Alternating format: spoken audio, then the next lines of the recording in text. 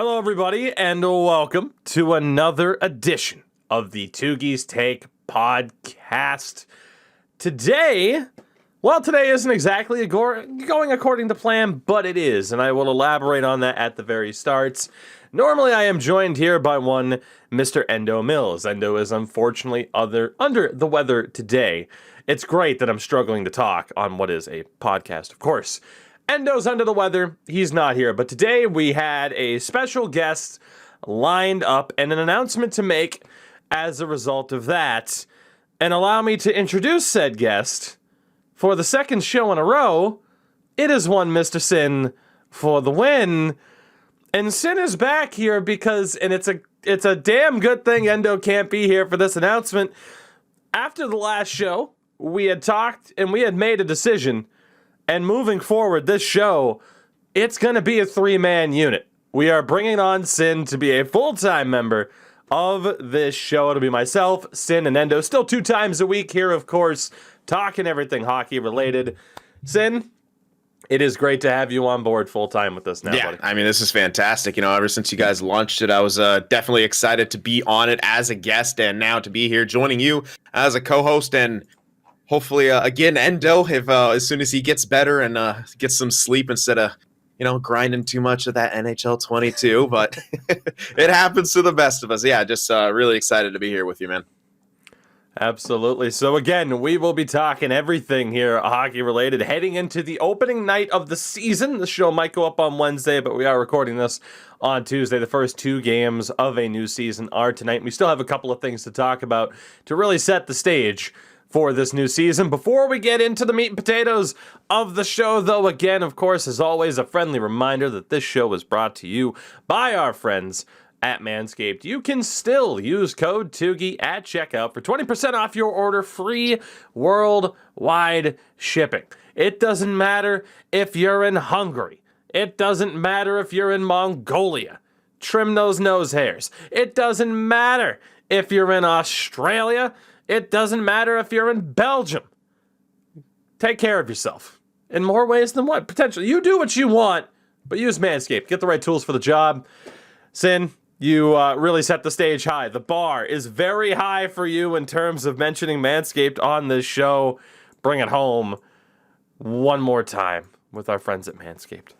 Our friends at Manscaped, bringing you the best gear to clear out your gear of all the... Yeah, that was. I really wanted to go somewhere with it, but it was there and I missed it. We're gonna get better at that. I'm still fresh to this. I mean, you nailed it, so I had to try to, push that bar a little bit higher. But how do you improve upon perfection? Might not be a way. I've had a lot of practice over the majority of this year. It's all good. Again, Manscaped.com. Use code Tougie. 20% off your order. Free worldwide shipping. With that, we have a lot of topics to get to today. Admittedly, I tried my best to kind of organize the topics of discussion today to have it flow naturally, but there's just a lot, as you would expect. Teams have finalized their rosters, and there's just a lot to talk about, so stick with us here. But there is one team in a way, Sin, as we get into a couple viewer questions here, that haven't quite finalized their rosters the way that the fan base of this particular team would have thought. This question comes from a man with no name. Is Brady Tkachuk signing this year or holding out? You'd think with the Suzuki and Pettersson deals that he doesn't have much negotiating power anymore. Since Brady Tkachuk is the last holdout, how do you view this going? Because we will talk about some of the other signings here as well that have happened that have maybe driven down that market price just a little bit. How much longer can this go on? I'm kind of confused by it, honestly. It seemed like Ottawa was a team on the up and up with all those young guys. He was obviously incredible friends with Stützle. Yeah, you want to make your money and you want to get a contract that works for you with the term and all. But it's just kind of Ottawa once again having trouble in general, just negotiating with a star. And that's kind of an odd kind of trend that's been going against. But yeah, Brady may have just pressed his luck a little bit with the, especially the Suzuki contract. I think that's his closest comparable is Suzuki, because Suzuki's going to have to grow into that deal. Brady Tkachuk, if he wants long term, is probably going to grow into it if he's holding out and wants close to $8 million. I don't know. He better get signed quick. We know he's been training, but Yeah, I'm a little confused as to why he's still not signed yet, either on him or the organization. It's hard to be able to place blame. I think the issue is they have $20 million in cap space. So he's saying, all right, you have the money, pay me what I want. But how, it's tough for Ottawa, right? Because they're in a situation where you get to say, well, hey, we're probably not going to be a playoff team with or without you. So we really have no pressure to give into these demands that could put us into a tougher spot down the road. So he'll end up signing, I'm sure. But is it completely out of the question to say that he could just sit out for the year or get traded? No. I don't know. I'm very intrigued. And I don't know. Maybe it's just because you think of, I think of his dad. And the type of guy he seems to be, just really, I don't know if stubborn comes to mind, but it's just, I don't feel like you're going to get away with telling a member of the Tkachuk family what to do. Yeah. You know?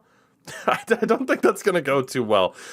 We were going to talk about the Suzuki deal later on. We might as well mention it now instead of circling back. And then again, we'll talk about some of the other deals as well that were signed. So Nick Suzuki has signed an 8-year, of course, full-term contract extension that starts next season at $7.875 million. Now, is Nick Suzuki worth that right now? No. Is Nick Suzuki likely going to be worth that very, very, very soon? Yes. And it's a huge bit of business there for the Habs to lock down somebody that they, rightfully so, have their faith in moving forward to be one of their main players in this next era of what the Habs are. And I mean, especially too, you talk about them just losing Kotkaniemi to an offer sheet.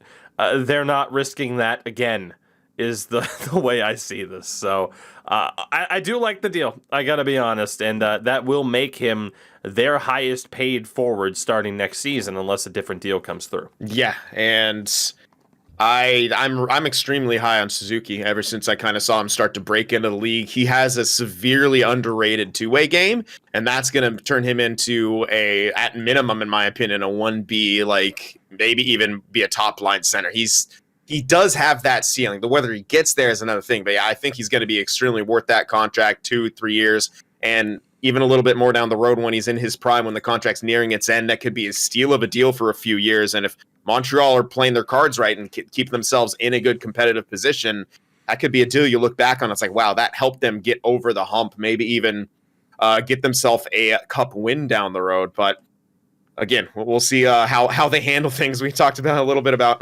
Canadian teams and how they seem to shoot themselves in the foot every so often. Hopefully they don't do the same with their roster after signing this deal, because this is big for them. This is really good to get him locked in. And the final viewer question that we'll get here, again, we had so much to talk about today. We had to kind of cut some things down. A lot of questions were in reference to, what team and players do you think will do well or underperform? And a lot of that we did cover in the preview episodes over the last 2 weeks. So make sure to check that out if you have not already done so. But this question comes from BK. Who is the first coach to get axed this season? And, I want to kind of give a tour of the league, right? Because I think there's a lot of possibilities, right?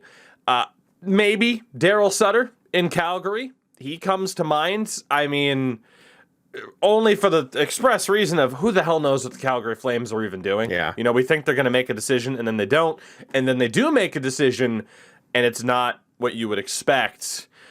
I would view this as the worst thing that they could possibly do, considering he just signed an extension in June.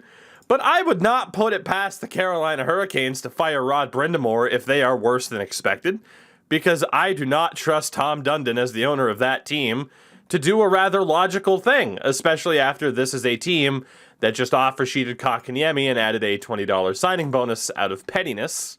So I view that as an option. I gotta be honest here too. Rick Bowness in Dallas, he comes to mind. It's the last year of his deal anyway. The man is 66 years old, and yes, they did go to a Stanley Cup final, of course, within the bubble when they lost to Tampa. But again, if they're worse than expected, that's a possibility. Sen, I got more here. I'll just keep rolling. Yeah, I mean, keep naming names. I mean, at the end.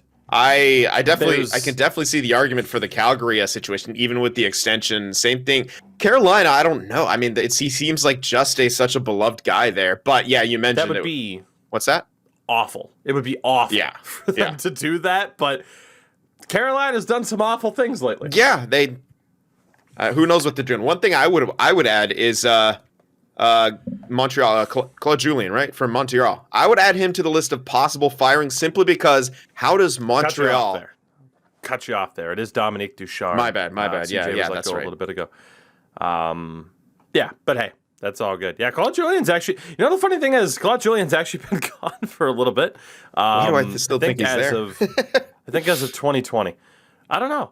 Maybe that just goes to show that Dominique Ducharme could be the right guy because it's like, but there you go. He was actually maybe even on my short list, though, of guys who could get cut for the sole purpose of it's Montreal and you never really know what they're going to do. And they set expectations for themselves last season that I think they probably want to get back to and probably aren't going to.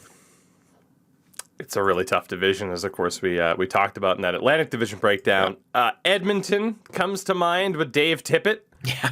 Again, if they're worse than expected, which I talked about it in the last episode, you were here. That defense and goaltending scares me. Florida for the same reasons, right? Like if the Panthers struggle to make the playoffs or something like that, you never know. I mean, you would think Coach Q would be safe, but you would have thought that in Chicago as well. Yeah. A lot of the teams that I have here listed are teams that are expected to be good, and if they don't make it, who gets axed? If anybody, it's going to be the coach, right? That's how it works. So like Dean Evason in Minnesota, even though he's a somewhat recent hire. San Jose with Bob Bugner, I could see him going because Doug Wilson's Teflon, and he's never going to go. Aside from that, there are some other names, though, that really do stand out. I'll throw Peter DeBoer out there for Vegas. Same level if they're somehow worse than expected. He's the easy scapegoat. Peter Laviolette in Washington. Even Paul Maurice in Winnipeg, although, as we talked about in the last episode, Paul Maurice is a beautiful man. Covered about half the teams now. That's just how crazy it could be, though. I mean, that's exactly how much onus gets pushed on it, yeah.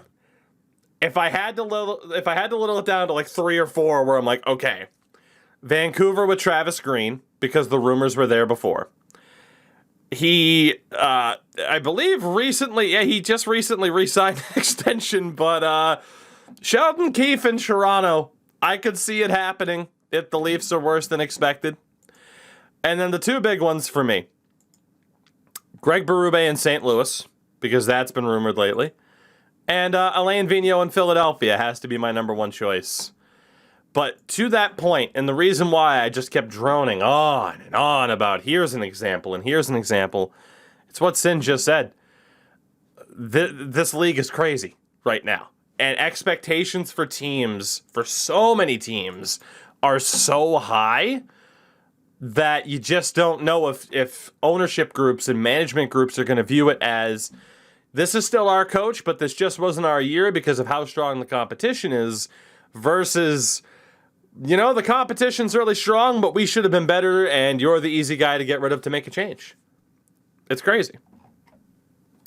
Yeah, I mean, those are really good points. Sheldon Keefe, I had something I didn't even think of because he's like Dubas's guy. Like he seemed to be like groomed for that job for so long. So I struggle to see how he might be traded. But then again, that's a team that, if you need to make a change, what are your options? You can't really trade anyone besides Nylander, and you don't want to trade Nylander because he's probably your best production to cap guy on your roster right now. Yeah, that it could happen. I don't think it does because they're going to be a great regular season team. You can't fire a coach in the middle of the playoffs, so it'll be an off-season thing, I think. You have Leafs fans saying if this isn't the year they make it out of the first round, that Kyle Dubas is gone. But then depending on that ownership group, maybe it's Marner, maybe it's, you start talking about the idea of moving on from Mitch Marner or William Nylander or getting rid of Kyle Dubas as the GM. And then it's like, okay, well, if we got to make a change, what's the easy thing to do, even though you just signed him to an extension? Yeah. It is Sheldon Keefe. Like, that is always the guy at the front of the line. Yeah. So there's a lot of guys, I think Philadelphia and Alain Vigneault, just because of the expectations of that team, though, he's probably on the hottest seat right now at this stage. So again, everybody, a big thank you for the questions. Again, there's always a tweet up a little bit before the show at Tougie24 on Twitter, and of course the Discord is there as well. There's a link to that in a lot of different places. You can find it on my Twitch page, the description of every YouTube video. Check out the Discord if you have not already done so. And with that, this is going to be a show at breakneck speed. There's 1,000 little topics to cover that we're going to get to today that'll finally set the stage before, hey, we have some real hockey to talk about. Sin, let's start it off with what I know you were looking forward to the most on this particular show. And it's really the main event of our season preview type of deal. It is our awards predictions, and maybe we'll get Endo's on the next show as well, and we'll see if it's a bit reactionary. If Austin Matthews goes off for like 7 goals in 2 games or something like that. Which he usually does. Actually, I don't even know if the Leafs play all that early. There are some teams that have to wait. I'm pretty sure the Bruins don't play until Saturday. The start of the NHL schedule is horrifically frustrating. I'll say that. But in terms of the awards, we will start it off with what some consider the main event, the Hart Trophy, essentially for league MVP. Sin, my choice here is rather straightforward and obvious. I want to know if yours is the same. Who is your pick for the Hart Trophy this year? Mine is not the same. And if you want to go with the obvious first, so I can explain a little bit of my hot take, then feel free. All right, Connor McDavid, my choice for the Hart Trophy because he should be. And the only way that McDavid doesn't win it is if the worst case scenario happens, as we talked about in the last show, and that is if that defense and goaltending is just too much of a boat anchor for McDavid, Draisaitl, and company to carry towards the playoffs. Yeah, I mean, definitely a solid point. Mine is a little more of a, like I said, a sleeper pick. I think a team's going to have a bounce back in the Central. I think that team's the Chicago Blackhawks, despite having terrible forward depth, but that's why I have Patrick Kane as a possible winner of the Hart Trophy, because when you lack that forward depth, a lot of young guys, Patrick Kane is going to do what he does. He's a magician with the puck. He puts up points. If he does go off and more confident backed by, Marc-Andre Fleury back there and it's Seth Jones, he might not have the amount of points that all these guys have, but I could see a situation where the league is views him as this, a savior of the franchise. And I don't know, maybe it's a little too hot to touch, but also maybe the NHL is like, yeah, let's get some positive Blackhawks news out there. And Patrick Kane is, the MVP. I don't know. I could see it happening, though. Hawks could bounce back, and it's going to be a Patrick Kane who does it on the offense. It's going to be him and 3 other guys producing, but yeah. Fair enough. That brings us to our second award here. And I mean, obviously, for the Hart, there's a lot of different options that are out there, right? I mean, you talk about just the superstars of the league, and that brings us to the Rocket Richard, where, hey, it's not out of the realm of possibility that the Rocket Richard winner also wins the Hearts. Again, I can't help but go with the obvious choice. My pick is one Austin Matthews, so long as he stays healthy. Sin, your choice for the Rocket Richard. Austin Matthews. Yeah, I don't really have a hot take for that. Austin Matthews is going to score goals because Austin Matthews scores goals. Yeah. I mean, he still has Marner, right? Nylander, all these guys that passed him. There's no way he takes a step back. Yeah. And I mean, he had 41 goals in 52 games last year. Silly. McDavid had 33, DeBrincat 32. I mean, there are guys who can get close, but if Austin Matthews stays healthy, he's winning the Rocket Richard. And to be honest, this is, at this point already, I mean, you're talking about a guy who is, 24? Which is kind of crazy to think that guys like, McDavid and Matthews are already in their mid-20s. But yeah, I mean, Austin Matthews is 24 years old.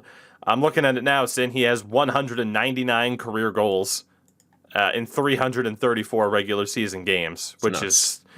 The Rocket Richard is his award to lose for the next 10 years. Pretty much. He is going to be the favorite pretty much every year for the next decade. Mm-hmm. Even if he's playing in Arizona. Yeah. Montreal might be punching the air right now because I think Caulfield's going to eventually take over, but he's going to have to prove it. I mean, he's got his chance now. And, I mean, I don't know. I don't know how anyone. It's like when Ovi was in like entering his prime. You're like, how does anyone outscore this guy? Like he's just a pure. Well, I mean, I guess. All right, I'm not gonna say pure goal scorer. Matthews is developing a bit of a two-way game, but he's so good with this shot, and yeah, there's just no real feasible way that I can see anyone beating him unless it's an injury or misses playing time for some other reason.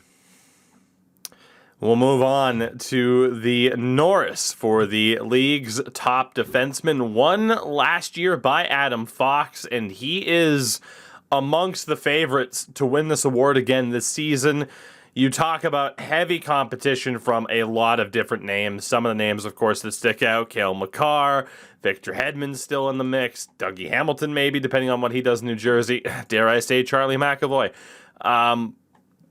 This might be the most difficult award for me to pick because I can see Adam Fox going back to back, but I also feel like Cale Makar is really going to be up there.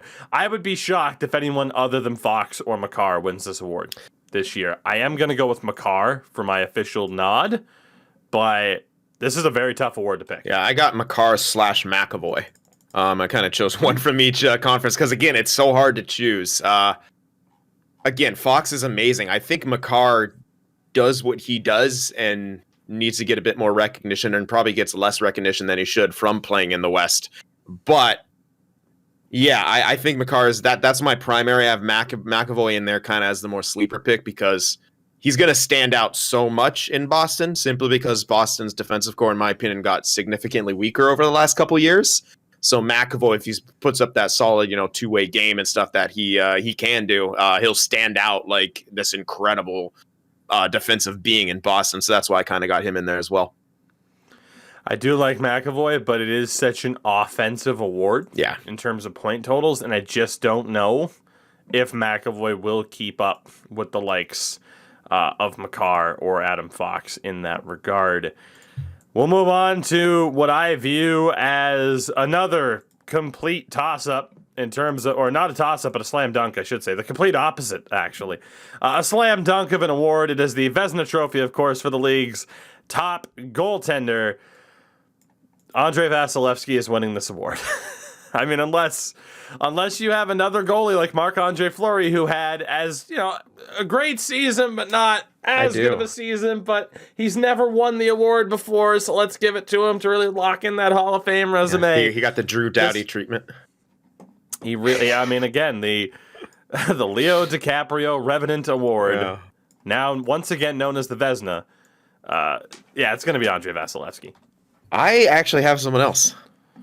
Interesting. Yeah, I like it. I think Lightning are still going to be incredible. I think they lost enough pieces to their depth to maybe not be a shutdown. That being said, Vasilevsky is obviously a machine, but I have Semyon Varlamov in there simply because with the Lightning getting weaker, with the Isles being the way they are, defensive team, they acquired even more kind of guys. Parise has an insane two-way game and is a hard worker like that.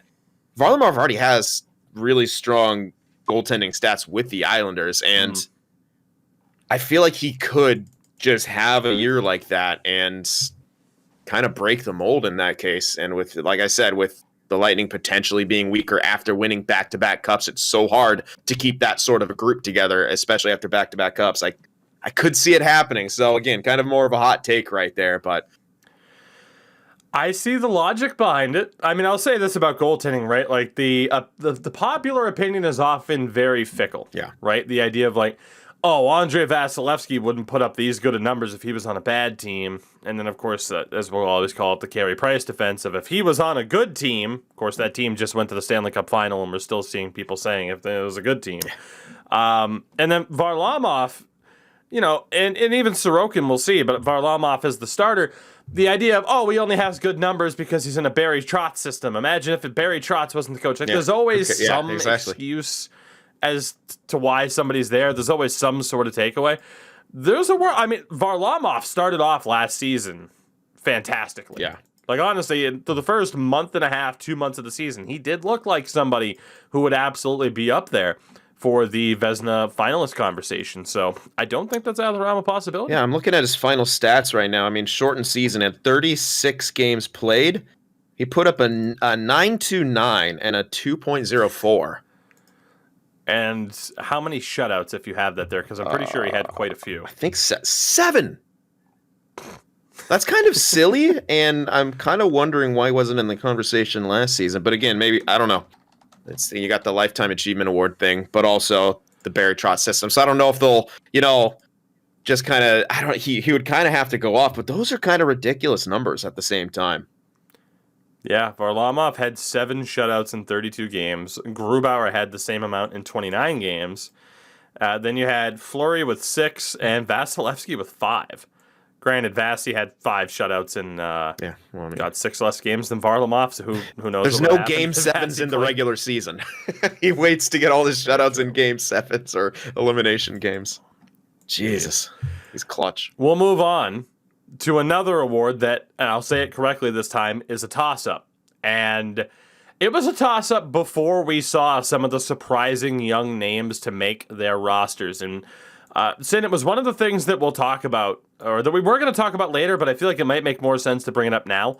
And that is some of the more surprising names to make the NHL opening day rosters. And Chris Johnston, now of TSN, pointed out this tweet. He said, in case you wanted to feel old, 2 2003 born players were included on opening day rosters. Mason McTavish in Anaheim and Cole Sillinger in Columbus. There is also an October of 02 birthday in William Eklund, of course, for the San Jose Sharks. So first and foremost, yes, I do feel incredibly old off of that stat. Yeah. And yeah, in terms of surprising names to make the roster, again, I'm not going to list everybody.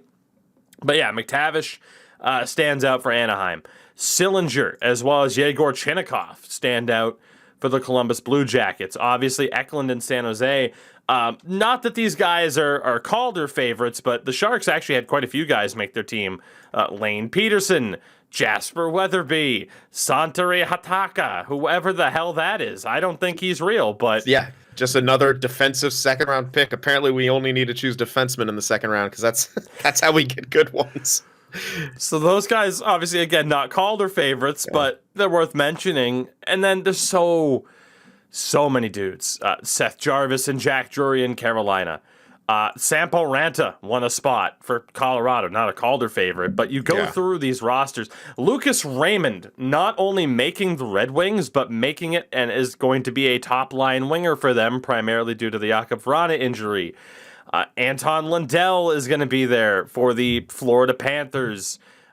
Peyton Krebs, Pavel Dorofeyev for Vegas. I mean, again, there's a lot of guys that I'm not listing here. There's a ton. Sin can attest to that. I kind of wrote down a bunch of names on our little run sheet here. So what makes the Calder that much more difficult to predict, because before that, I think you would have had, maybe Moritz Seider in the top 3. But certainly, guys, I think like the primary 3 that I saw people mentioning were Zegras, Spencer Knight, and Cole Caulfield. But now you got a lot more names in the hat that could potentially win this if these guys stick with this team. I'm still torn between either Cole Caulfield and Spencer Knight. Yeah, I got Cole Caulfield, but I also think... I think Zegras has a great chance too, but then on the flip side, doesn't have necessarily enough tools around him. Offensively, we talked about how terrible Anaheim is. Lucas Raymond could sneakily do it, but again, there's that possibility of does he have enough tools around him and so on and so forth. So I think Tyler Bertuzzi's on the other wing, so tools. Sorry. There you go. There you go. I was like offensive tools. Yeah. That's a good one.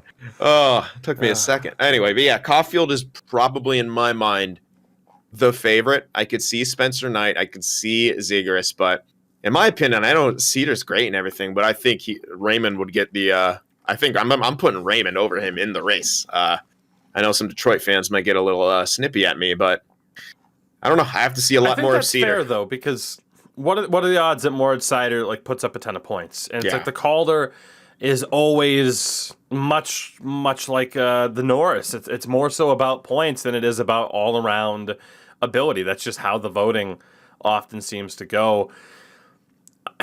I got to be honest, I'm leaning towards Spencer Knight for this award over Cole Caulfield, and I'll get called a biased Boston fan for that, and that's perfectly fine. But the logic behind it is Montreal, not exactly a slam dunk to make the playoffs this year. There's a lot of competition in that Atlantic division. Florida, of course, is very much in that same division, so you could argue the same thing. But I think most people would argue the Florida Panthers are better on paper. And Spencer Knight is going to have every opportunity to be the starting goaltender for that team. And I can't help but think that the voting might just go his way for that reason, unless Caulfield puts up an ungodly point total. Especially because Knight's still pretty young, isn't he? He's like 21, I want to say. Yeah. Wow. Yeah. Especially for a goaltender. Usually we see him break in 23, 24, 25, or Binnington age. He's 20. Oh, that's so silly. He turns 21 on April 19th. Oh my god. Yeah, no, if he does that, if he racks up the wins, if he gets good, gets good numbers and stuff like that, and takes that starter job, I could 100% see that happening. Yeah. We'll move on here. 3 more awards to talk about. This one I initially wasn't going to include because it's so difficult to say, but it's the Selke for Best Defensive Forward. And, I mean, as much as I still want to say it's Patrice Bergeron, because it is, and as much as people would want to say that Mark Stone is finally going to get a nod, let's be honest, wingers don't often get the nod. So it kind of seems like Sasha Barkov's award to lose based off of his reputation. Yeah, definitely. I have Barkov in there. I had Stone with the question mark because, doesn't take the winger thing. I got Kopitar in there.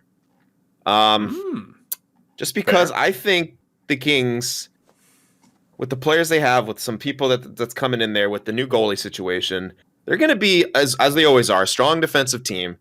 And I think Kopitar's and the team itself is going to bounce back in my predictions. I know not yours, but I have them possibly and perhaps even probably making the playoffs just as a defensive dynamo. And Kopitar is going to kind of lead the charge in that way. So that's my pick along with Barkov.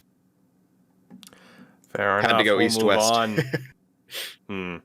We'll move on to the Jack Adams Award as well for the league's top coach. There are some good shouts here, but to me, I can't help but think it's, we'll look at the history of the Jack Adams Award really quickly and who the winners have been as of late, because, let's see, you had Rod Brind'Amour in Carolina, which is almost hey, you were better than expected. You had Bruce Cassidy in 2022 for the Bruins. More often than not, it just doesn't seem like it goes to maybe the team that wins the President's Trophy, for example. I feel like this is the year that John Cooper in Tampa gets his, because he does not have one. He is now a 2-time Stanley Cup winning coach. He just signed a 3-year contract extension. And you're talking about a coach. It's still one of the craziest stories. He was so close to being fired. Yeah. There were a lot of Lightning fans that thought he should have been fired after they blew it against Columbus. That was a controversial decision to hold on to him in the eyes of many. They do, and it works out. They go on to be very, very successful afterwards. John Cooper does not have a Jack Adams on his resume, and I think this is the year that he gets one. Very good point. I didn't even think of him. I kind of got caught in my own thing looking for certain ones. I was thinking maybe Florida's coach, Quenneville, with how good they're going to be. And then in the West, I have an interesting selection, and it's mostly because I think the Sharks are going to screw themselves over, is that now that Kane's gone, the league's going to be like, oh, you're missing all that production. The Sharks are going to scrape their way into the playoffs, and they're going to sing the praises of Bob Boughner, who, without the top scoring player on the Sharks, he inspired the boys. Carlson has a bounce-back season. Meyer, LeBanc, they all bounce back, and we make the playoffs, and Boughner gets that. This is more, I don't know, not really a meme pick, but that's more of my mentality heading into the season, terrified that the Sharks kind of shoot themselves in the foot. It's your wishful thinking, for sure. Yeah. But the logic does make sense in terms of you were not supposed to be this good award. Yeah. It goes to them.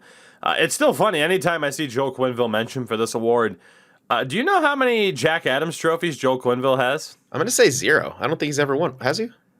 He has 1. Wow. And it. Do you care to guess the year? Ooh. It was obviously not a cup winning year. His 1 win was in the year 2000 as the head coach of the St. Louis Blues. He never won the Jack Adams as head coach of the Blackhawks. That's That kind is of how insane. stupid the voting is for this award. Yeah. It's so dumb. That's kind of insane. It's ridiculous.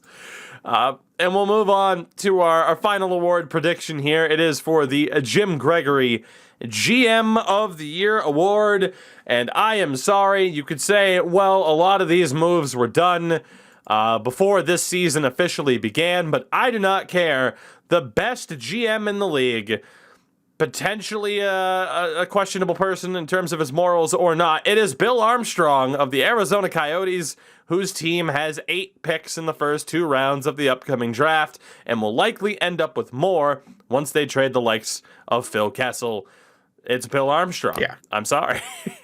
Honestly, that's who I got in there, and then I have, as a funny one, I got Lou Lamoriello again because it doesn't seem to fucking matter. Like, he's just, It's true. he doesn't do win. anything, and he wins it. Like, but yeah, Oh my God, Bill Armstrong. That's the one for me. Like, yeah, he's his team's basically just the cap dump, but at the same time, he got incredible returns for a lot of the stuff. Honestly, that deal with Vancouver where he ships out Ekman Larson, takes 3 guys with hefty, but they're on expiring deals. Like he basically just said, "What are you gonna do, Vancouver?" And yeah, I mean, yeah, And you had to give up Connor Garland in that deal as well, but I mean, I like Connor Garland as a player a lot, but given that the Coyotes are going to be tragically bad for the next couple of years, Connor Garland's value to the Coyotes is not Connor Garland's value to the Canucks.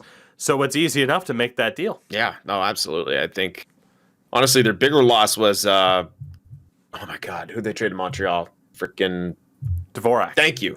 Dvorak. I think that was their bigger loss. But at the same time, he's entering his mid-20 prime years, and they're loading up on picks. And yeah, so it's just a completely different. I mean, with the amount of picks they have now, Arizona, please make a good team, sell some goddamn tickets. Again, I mean, it's questionable. I will shout out. I mean, again, you look last year, like Mark Bergevin, Lou Lamoriello, and Bill Zito were the final 3.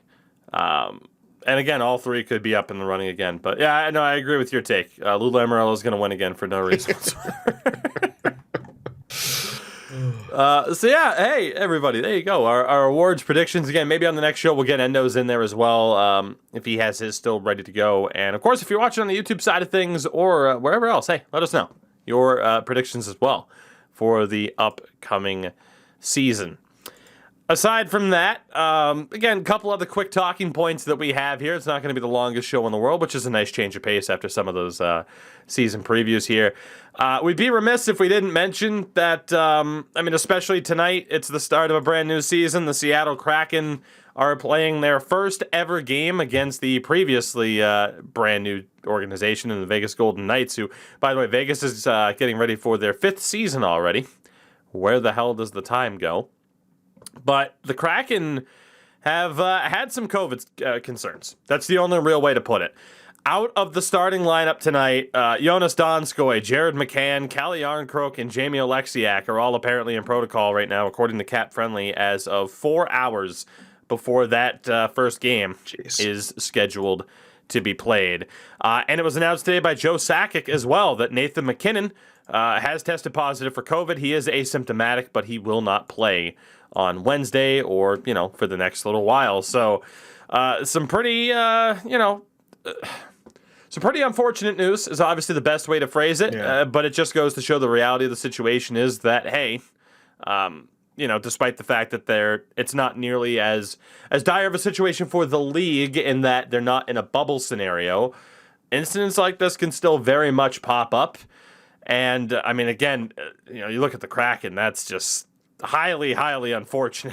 Who are they even going to ice, man? Like, that's so Cap Friendly. 3 forwards that are pretty important to their middle 6. Yeah, so Cap Friendly has their lines tonight scheduled as Schwartz, Wenberg, Eberle, which... Oh, yeah, they don't have Yeah. Gord. Gord's injured, huh? Uh-huh. Oh, Their boy. second line is Ryan Donato, Morgan Geekie, and Brandon Tanev. Geeky second line at what, age 20? Oh, man. 23 at this point. Oh, He I'm had thinking of 9 the other points in Geekie. 36 Yeah, yeah, games. Yeah. Marcus Johansson, Riley Sheehan, and Mason Appleton. And a fourth line of Nathan Bastian, Alex Bure-Boulay, and Alex True. I do want to mention Bure-Boulay really quickly as well. He was another guy that we were going to Great bring up. pickup. He was claimed on waivers by the Kraken, but the Kraken were apparently third in the waiver order. Buffalo and Anaheim apparently passed on this guy. And I do not understand why, because it feels like Seattle just got their version of Jonathan Marchessault. I mean, granted, he's slotted in on the fourth line tonight, apparently, but I was shocked. Like, what the hell is Buffalo doing? Turning up an opportunity to get a guy like this who could be something. I mean, you could make an entire show just called What the Hell is Buffalo Doing? And it would be accurate. Shout out to Architect, who is hopefully not not too upset at them passing on that, but at this point, he's got to be numb to it. I don't understand. I don't understand why anyone passed it up. That's Buffalo, a team who just needs good players. Anaheim, a team who needs good forwards. It's weird. It's absolutely bizarre that two teams passed on him, and he's obviously a great player. Yeah, he's playing fourth line, but new team, you don't want to kind of rush him into this role like, hey, we got all these injuries, freak him out. Like, you're on the first line or second, So we'll see how he does, but I love that pickup for the Kraken. If there's one beneficial aspect to this for Seattle, it's that this game is in Vegas. They do not play their first home game until October 23rd, and that's against Vancouver. So this team should be back to pretty much 100% health. Their defense, is, aside from, of course, Yanni Gord, but their defense is pretty much intact. Top pair, it's Giordano and Dunn, Cholowski and Adam Larson, Carson Soucy and Hayden Fleury. And I mentioned that defense as well. Mark Giordano is there. He was named the first ever captain in team history, I think, as a lot of people expected, because really, where else were you going to go? Like, unless you went the New York Rangers route of, hey, we don't have a captain, but we have 6 alternates. Good Lord, yeah. 6 with Panarin, Kreider, Zibanejad, Trouba, Strome, and Goodrow, for God's sakes. I think it was bound to be Mark Giordano. And that really is, while they didn't announce it at the expansion draft presentation, that really seemed to be the way they were leaning. Is you pretty much knew it was all confirmed that Gio was going to be the first captain of the team. Yeah, pretty much. And I'm very glad they didn't go the Vegas route of cliffhanger, and then, oh, wait a sec, we just don't know who we're going to name captain for like 3 fucking years. That was that turned out to be severely annoying. But yeah, and then it was Mark Stone out of nowhere. Probably because they couldn't name Fleury their captain. Should have went the Canucks route and just said F you. He's our captain, goalie captain. But yeah, what else can you say? Mark Giordano is a captain no matter where he goes. He's just that kind of guy and that kind of player, and it makes sense for them. Good leadership guy, good veteran presence, arguably your best defenseman. Looks good to me. Yeah, I mean, arguably your best player. He's up there. Yeah, right. He's definitely up there. As well, too, in terms of captains here, there was another announcement as well. That is that Columbus has named Boone Jenner the 7th captain in franchise history. Sin, are you ready for a little bit of trivia? I just want to say 2017 is super excited right now. But yes, I'm ready for a bit of trivia for Boone Jenner. All right. I want you to name the 7 captains in Blue Jackets history. Oh, no. Good. This is good. Well, I know Rick Nash was one. Okay. Do I have to name him in order? Rick Nash. No. So Rick Nash was one. I want to say obviously Boone Jenner. Yeah. Oh, so he counts as one. Okay, so he'll count as one. So that's 2. Jenner, Nash. Who was between Jenner and Nash? Wasn't it Foligno? Yes, he was captain of the team for 6 years. Dude, once Rick Nash left, they went 3 years without a captain. Wow. They did the whole Rangers-style bunch of alternates, and then, they finally named Nick Foligno captain. Okay. So you got the most recent 3, in Jenner, Foligno, and Nash. Okay, this one's From there it gets tough. Yeah. Because we're talking, Nash was named captain in 08-09. So from there you're talking about 2000 to 2008. And there were 1, 2, 3, 4 different captains. I want to say years. I think it was before this trade. Did they name Fedorov the captain when he was there? They did not. Shit. That was a good guess, though. Yeah, I was like, they would have. Okay. Was Sanderson one? Surprisingly, no. Shit. He was an alternate. Very good guesses, though. Yeah, Very I good remember. guesses. I remember names. Jody Shelley sure as hell wasn't when he was there. I can give hints at this point if you need me. Please do. Please do.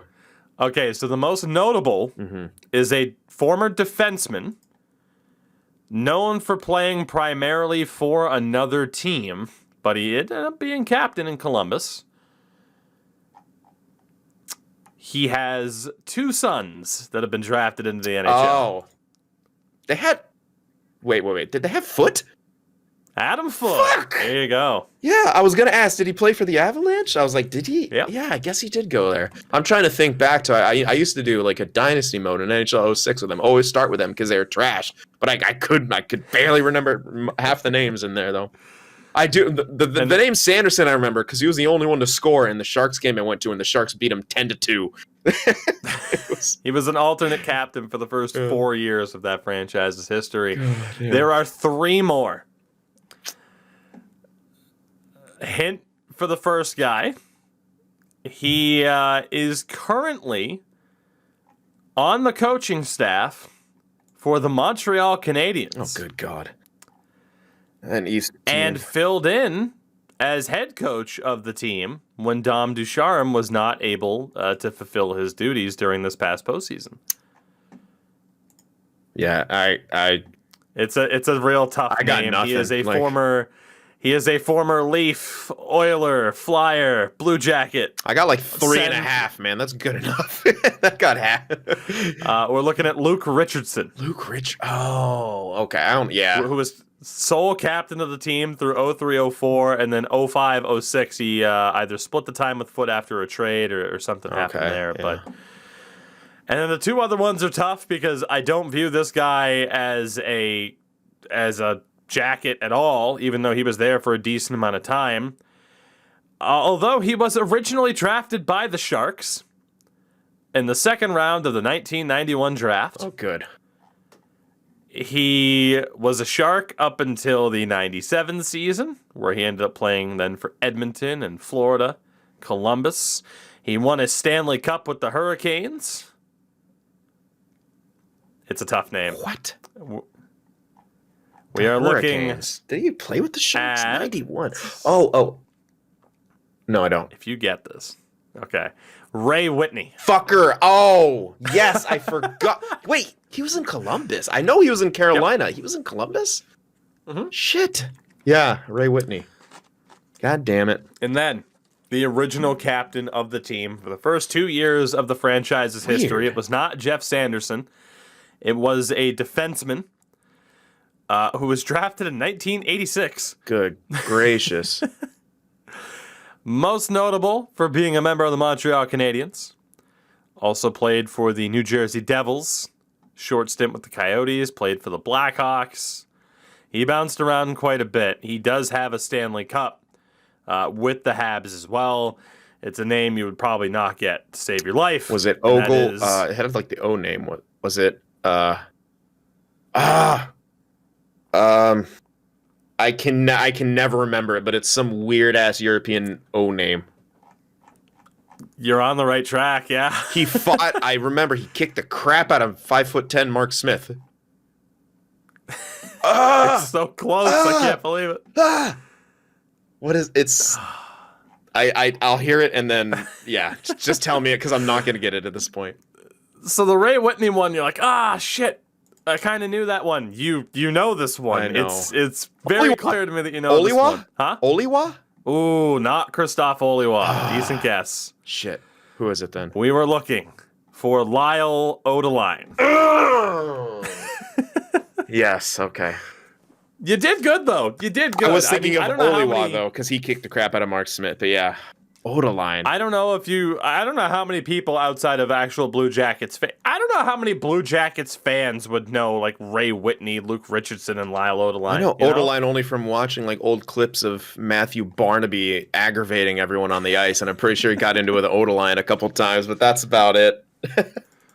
Oh God! So hey, chat. I was gonna say chat as if I'm streaming, but to those listening, hey, let us know how many of those names did you know as captain of the Columbus Blue Jackets, and maybe we'll let Sin get his revenge by having me try to name the Bruins captains or like Nashville's captains or some random one that we actually wouldn't have a good shot at. I wouldn't even know Nashville's. Oh God, yeah. I don't know. I'd struggle with Nashville's right now, to be honest. Yeah. I don't even know who their current captain is. Is it Yossi? It is Yossi. Okay. Yeah. Hold on, let's check that before all of Tennessee comes at us. Oh my God! And we're not invited to barbecue cookouts. Yeah, it is Roman Yossi. Thank God. All right. Well, hey. Shit. Screw it. We're here. Send you the captains of the Preds. Why the hell not? We're going down a rabbit hole right now. Oh God, this is awesome. All right. So they have also had 7 captains in their history. Okay. You know, one was Roman Yossi. Another. Can you get the others? Shea Weber. Shea Weber's the obvious one. That's 2. There we go. Now, farther back. I know Dumont was not. Correct. He was not a captain. Fisher? I can give out some. Yes, Mike Fisher. Okay. So you got the 3 most recent in Yossi, Fisher, and Weber. Yay. I got to go back. Now I'm thinking of when the Sharks 2010 and older. Okay, that's around the time, maybe a little after the Sharks used to play him in the first round constantly, but I cannot remember. From 07 to 2010, you have a former member of the Devils, Dallas Stars. What position? A centerman. Devils, Dallas Stars, centerman. He was a Stanley Cup champion with the New Jersey Devils in 2000. Oh, man. It's a tough one. I'll give it to you. Jason Arnott. Oh, geez, yeah. I want to say all the main ones like Zubris and Zajac, but they weren't on that team. Damn. All right. So now we're looking at the OG captain from 98 to 2002, the second captain from 02 to 06, and then there was a 1-year captain from 06 to 07. Ugh. Yeah. Oh, man. All the way back. I can't even think of their rosters from those times. I know, it's tough. So 06 to 07 is a defenseman. Played 16 seasons. He was a Pred for quite a while, and then went to Philadelphia for about 7 to 8 years. A noted Finn. Was also a member of the Chicago Blackhawks 2015 Cup roster, where he played like 4 minutes a game. Chemo team in it. There you go. Just a 1-year. I didn't even remember him on the Preds. Yeah, right. Well, God, right? It's like you think back to those Preds teams, it's like, okay, maybe not all at the same time, actually, it might have been, but it's like, oh, yeah, Chemo Tiemann and obviously Shea Weber, Ryan Suter, like, it's just, those teams were nuts. So then you have the first 2 captains in team history. These are very, very tough to get. I bet, yeah. They're probably, so I'll just give them to you. The original captain of the team, well, actually, you might be able to get it. He is the current GM of the New Jersey Devils. Oh, God. He was a winger in his day. He bounced around a bit, played for the Islanders, Panthers, That's what I get for Avs. not knowing GM's names. Yeah. Tom Fitzgerald, the original captain no clue. of the Preds. And then the follow-up was Greg Johnson. Oh, the most basic name of all time. Cool. Indeed. So, hey, you did well there, too, because we didn't talk about this at all. We put you on the spot. But, damn, that was fun. I could name the Sharks captains. That's about it. I will put you to the test right now. Let's go. Oh, man, the hat tricks of I might have spoke too soon, man. Yep, you might have. Put yourself on the hot seat. At least the recent ones I can Let's name. do this. All right, let's go. Sharks captains. Okay. Let's see what you got. Do I have to go in order from backwards? I'll go pretty close. We got current captain, Logan Couture. Captain before him, Yes. Joe Pavelski. Yes. Captain before him, Jumbo Joe. Yes. Before him, Rob Blake. Before him, 1 year Patrick captain. Marleau.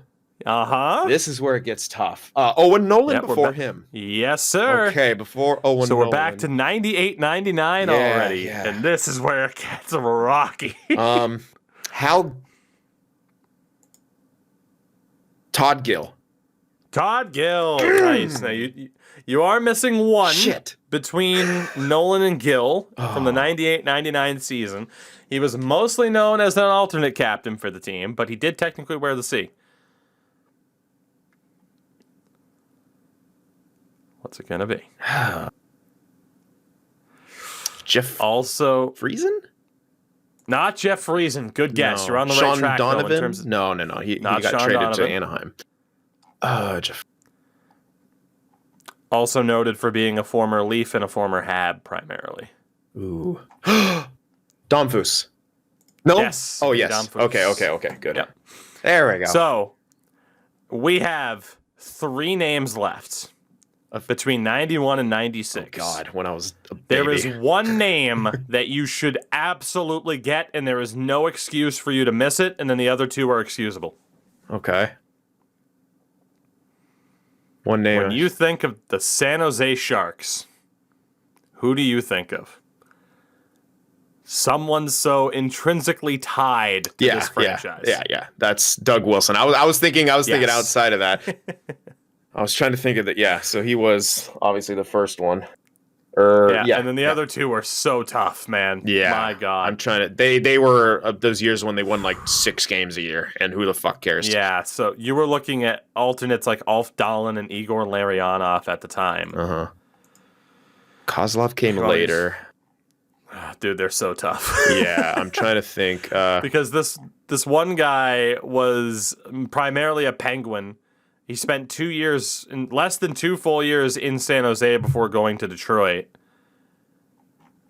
It's a real tough one. We are going with Bob Airy. Yeah, no, Airy. Don't know that one. I don't even know that name. And then the other one. What was the years that he was captain? Bob Airy, 93-94, Yeah. and then like for 13 games in 94-95. Yeah, I wasn't even watching yet. I started watching like for 95. the rest of 95 and through 96 before Todd Gill came along, it was Jeff Odgers. Oh, yes, I know Jeff captain of the Odgers. team. I didn't know he was captain. Yeah, there you go.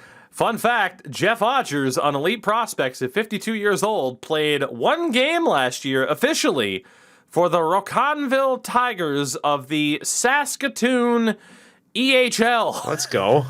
All right. So, shout out to Jeff Odgers. He's like, I still gotta get playing out of the fucking house. for the Sask East Hockey League, which features other teams such as the Kenora Cobras, the Esterhazy Flyers, the Theodore Buffaloes. Wow. Which is just fantastic names. So yeah, you did pretty well for all 3 teams. I think you did better than I would have, especially being put on the spot. Those were tough. I'm proud of myself for the Sharks one.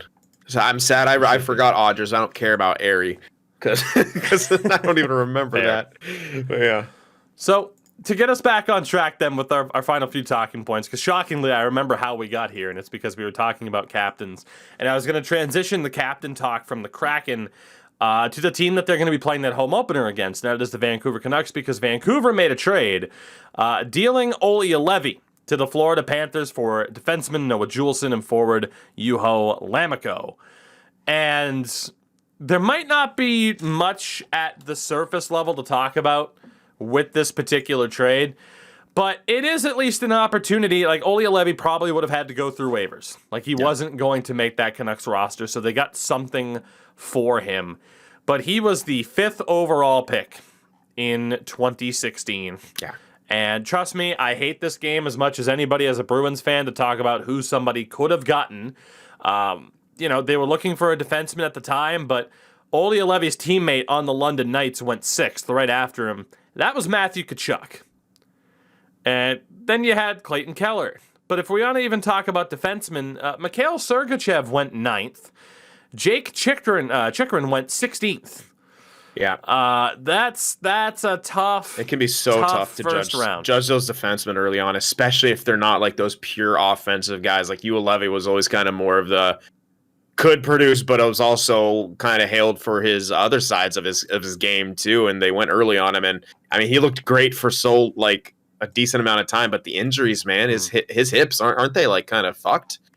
Like, he did have quite a bit of injury trouble. Yeah, so sucks. I feel bad for him. Helped, but he's got a chance to figure it out. But you're not wrong, right? Like it's one of those things where people are so quick to label a bust. I mean, dude, Adam Fox went in the 3rd round of that draft. Yeah.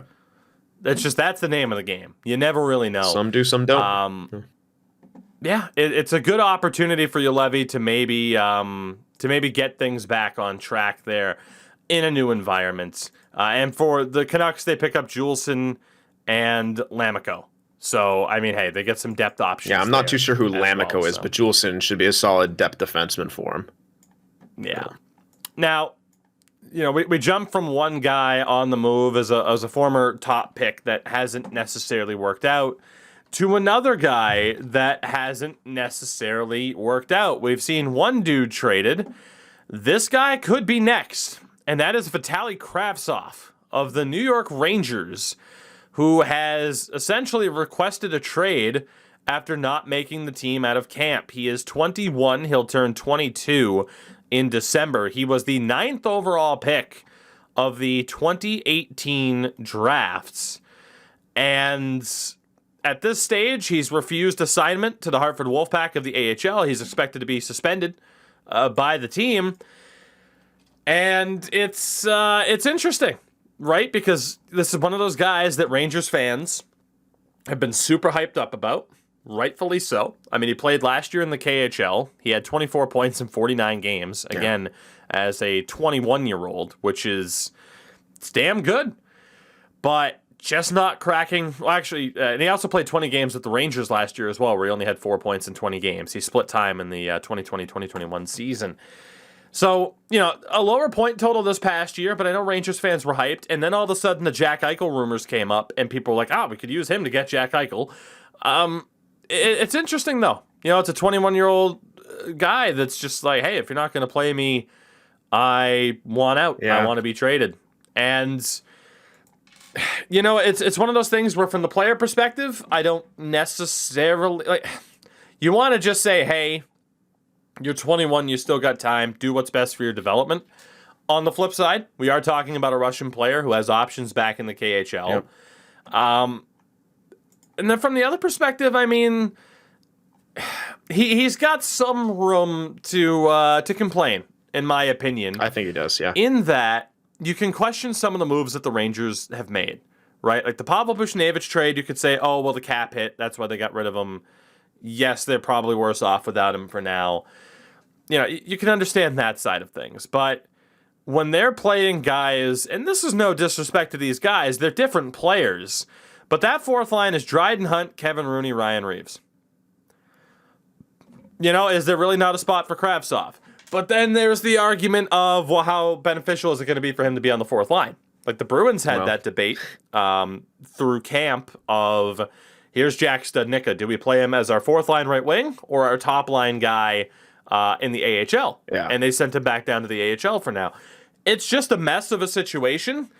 The unfortunate thing is, for Rangers fans, of course, is his value is completely shot because teams know he wants out. Yep. That really dramatically drops the price. Yeah, so I kind of wonder, thinking back, like, it just you want to be able to be a fly on the wall for any possible trade discussions involving Eichel that would have happened. Was he being dangled in that? If he wasn't, why the hell did they do this and send him back and tank his value now? Like, I heard from some Rangers fans, a lot of them were like, yeah, use him as a trade piece. Other ones were like, Kravtsov's untouchable, but you have that happen. Fan base is divided, and every single prospect you fall in love with, and you think they're so much better than they actually are, and stuff like that.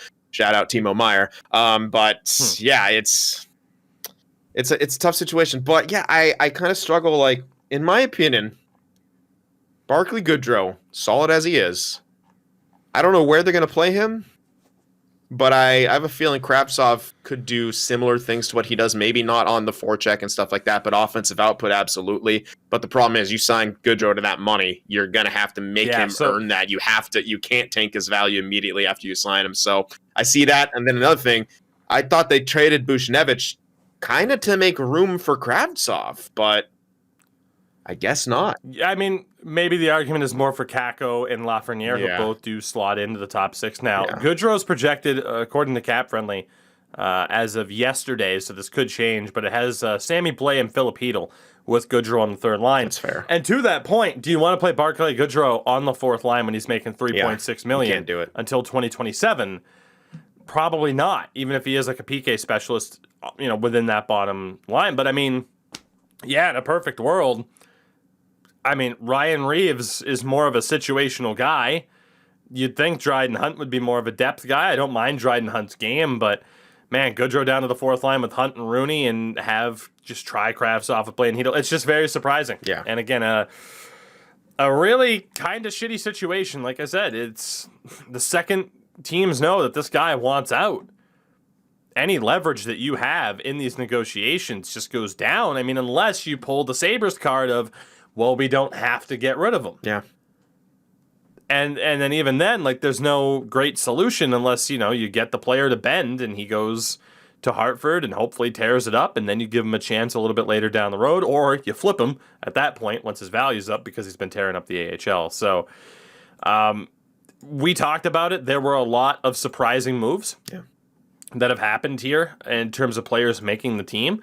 I don't know if any of them have kind of this, like the heavy ramifications that we see here as to where, again, you're talking about a former top 10 pick whose value now is severely diminished. Yeah, and it's just unfortunate. I can understand his point, though. I mean, when you look at that roster, you're thinking to yourself as a player drafted where you were with the skill set you were with, doing what you did in like the KHL at least.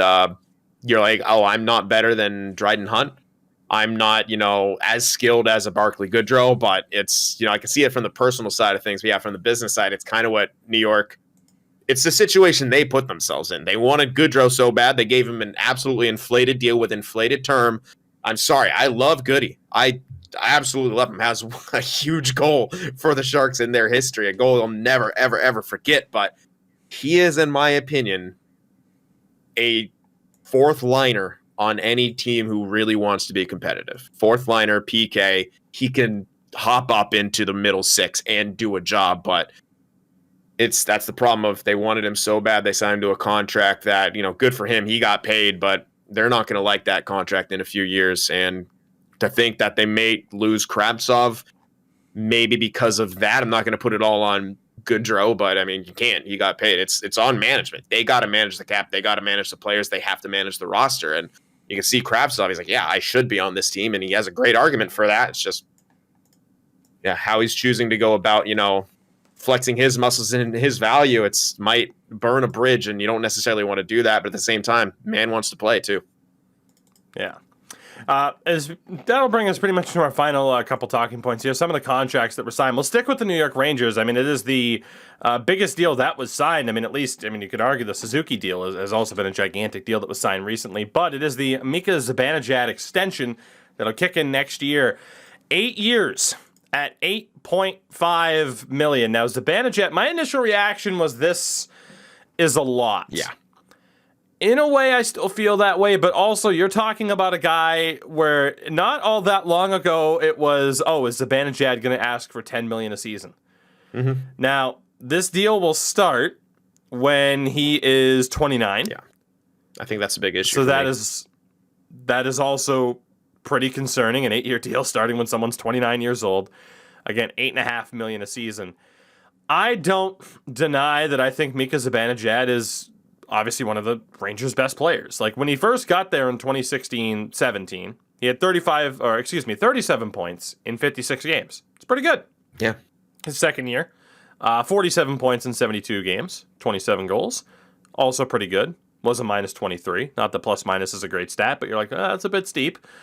And then the last 3 years is where he's really taken off, right? It's The 18-19 season, he had 74 points, 30 goals in a full season, which is incredible. And then it was the 19-20 season where, my God, 75 points in 57 games. Yep. What is this? Like 41 goals in 57 games? What the hell is going on? And then this past year, it was still pretty good, 50 points in 56 games. The problem is, if you're paying a player $8.5 million, you need him to be more of what he's been in the last 3 years. Yeah. How long is that going to last for a guy who will be 29 when that contract starts? And I've seen some Rangers fans say, well, is the argument not that they're closing in on a cup window and you keep Zibanejad and hopefully he stays at that level until his mid-30s and then, well, shit, you deal with the contract at the end of it. I don't disagree with that logic. I mean, yeah, the only way you were going to get Zibanejad probably for $8.5 million was to give him the term to drive down the price. But also, in a way, I mean, you can kind of see it in the numbers. He's been a bit of a streaky player, right? Very streaky, and also closing in on a cup window, kind of, but I feel like they still got a lot to do. And by the time that contract may be becoming a problem, that's also a time when they're going to have to start signing a lot of their younger players, the Lafreniere. I mean, that's only in a couple of years, sure, but if they, you don't have to worry about signing Kravtsov anymore, though. Well, what if you get, all right, so if you play, say, if you want to try to load up, you got that cup window, okay, you give Lafreniere, et cetera, so forth, those guys bridge deals. So shorter term, maybe less money, but when those are up, if you still haven't won a cup, they are going to want the dough.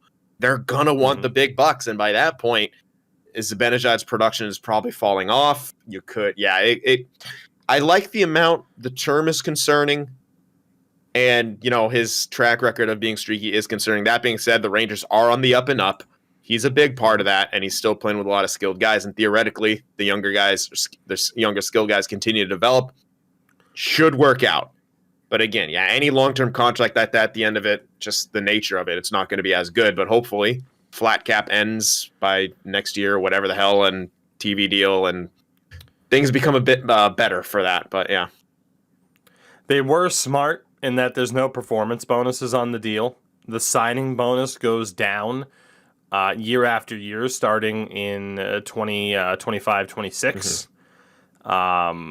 And, basically the amount of money they have to pay him, it is a front-loaded contract. Yeah. So it'll make it a little bit easier to maybe part with down the road if they have to do that.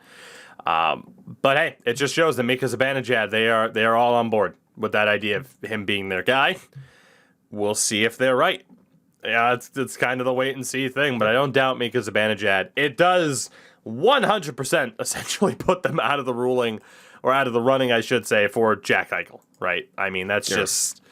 That's what it is. I mean, the amount of... you would then be talking about moving one of those big players that would eventually want a big-time cap hit. You'd be talking about moving one of those guys to make room for Jack Eichel. And... I mean, Rangers fans, if it's Jack Eichel without injuries, you move Capo Caco to get that done. Now I don't think so much. Definitely so not. I think we can pretty much rule the Rangers out of this. I don't think Chris Drury will be making that play. Nope. In terms of other deals, I mean, God, there were Minors. a lot of a lot of small ones. like just all small. Dude, the Islanders signed Zdeno Chara, Zach Parise, Michael Dowcall, and Anatoly Golashev all to one-year league min deals because Lou Lamoriello's going to win the Jack Adams. Well, not the Jack Adams, but the GM of the year. Give him the Jack Adams, too. He's been a coach. He's been a coach before. He can do it. Did he play? Give him the fucking heart. Put him in goal. Have him sit on Darren Pang's shoulders so they can be a regular-sized goalie by NHL standards. Oh, no. James Neal signed in St. Louis, league min. Decent chance that works out. Alex Chason, 1-year league min for Vancouver. Jack Johnson gets another deal, 1-year league min for Colorado. I mean, I don't get it, but seems like a good guy, but it's just get out there and hit things, Jack. Yeah, that's pretty much what you're looking at. Jimmy Vesey in New Jersey, 1-year $800K. Eric Gustafson in Chicago, 1-year $800K. Brian Boyle, 1 year in Pittsburgh, league min 750K. And then there was the one signing that confused everybody. Because this man barely has an elite prospects page, was the best way to sum it up. And it is a goaltender for the Sarnia Sting. He is 18 years old. His name is Anson Thornton. He has no OHL games played, but they were able to sign him because, of course, it would have been his draft year. He's listed as dual nationality, Jamaican and Canadian. This is the most Arizona move I have ever seen. I was looking at that name and I had no clue who that was, and I was just like, all right, this should be interesting. The only thing to note, is some tournament results. He played in the OHL Cup for the Don Mill Flyers under 16 AAA team. Had a .909 save percentage in four games when he was a little bit younger. And then he played for Jamaica in something I've never heard of, the LATAM Cup, LATAM, in 2019-20. He played for Jamaica, had a .900 save percentage in 2 games. I have never heard of this tournament in my life, but from the looks of it, I mean, I'm looking at the scoring leaders. You had guys from Colombia, Venezuela, Mexico, Argentina. So clearly I need to inform myself and look up this tournament because that's interesting. As much as we've had the big signings, it's Arizona's like this kid. And you know what? I hope that 6 years from now we're talking about Anson Thornton. Yeah. Just crushing it. But it is worth noting, he was Crazy. the 3rd overall pick by Sarnia in the 2020 OHL under-18 draft. It's insane. So he's had some hype, but at the same time, he's had no hype whatsoever because I gotta be honest, as someone who's fairly plugged in and informed in terms of prospects in the NHL world or the hockey world, I should say. Yeah. Man, I haven't heard of him, but I'm hoping it works out because that would be fantastic. It's just like one of those Arizona things, they need players. We need just bodies and roster spots. Who the hell knows? But yeah, it's the best type of player to get in a situation like this where no one knows of him, and who the heck knows? It's a goaltender. They always develop later. They always seemingly come out of nowhere. I mean, hell, Evgeny Nabokov was a 9th round pick and didn't find out he was drafted until he read it in his hometown newspaper the next day. It's this Anson Thornton thing. It could kind of be like that, where he can just kind of come out of nowhere and at least be semi-productive, or maybe nothing happens and he, is just filling roles in the minors. Who knows? But yeah, very odd. So we have a new player to keep an eye on. With that, everybody, we are pretty much good for today. Show went on about as long as I expected, maybe a little bit longer, with putting Sin on the hot seat with some captain's trivia, but that was a hell of a lot of fun. It was. Again, we'll be back later this week. Endo will hopefully be feeling a little bit better, and we'll get what is the new trio of this show back together here. Again, I kind of told people there would be some changes to the show. We were kind of going to a new chapter and a new era with the show, and I am excited. And again, hopefully you enjoyed the last episode as well, our Pacific Division breakdown, because it's going to be a lot more of that. If you missed the show, then hey, you'll get a good idea of kind of the dynamic that we have here that I was very much a fan of. So Sin, again, it was great to have you back here, full-time member of the show now.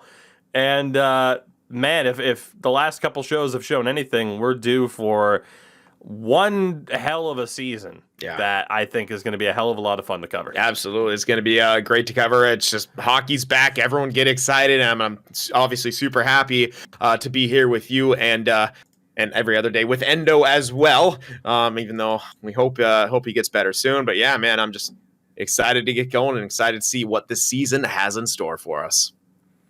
So that is Sin, that's CYN, Prod on Twitter. You can find him on YouTube and on Twitch, Sin for the Win Productions. Make sure you check him out. You can find me, of course, everywhere at Tougie24. A big shout out to our sponsors at Manscaped, of course, who have, stuck with us here at this stage, which, again, I very much thank them for. We'll see you all later this week. Have a good one, and goodbye.